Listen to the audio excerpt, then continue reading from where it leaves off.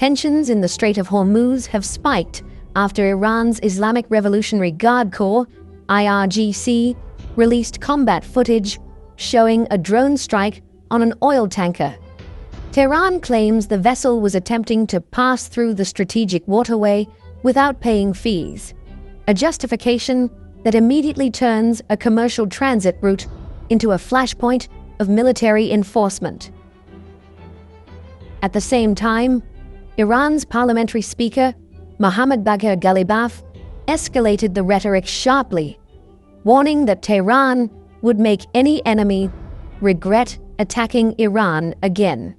He said intelligence assessments point to overt and covert movements, suggesting preparations for a new round of conflict, while insisting Iran has already rebuilt its military strength during a brief window of calm.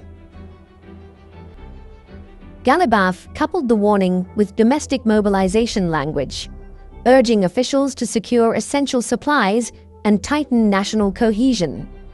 His remarks leaned heavily into ideological framing, invoking unity under Iran's leadership and what he described as jihadi leadership, positioning internal solidarity as a weapon against external pressure.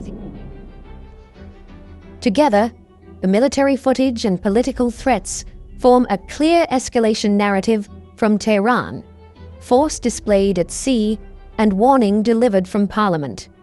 In a region already defined by fragile shipping lanes and rising confrontation, the message is unmistakable. Deterrence is no longer just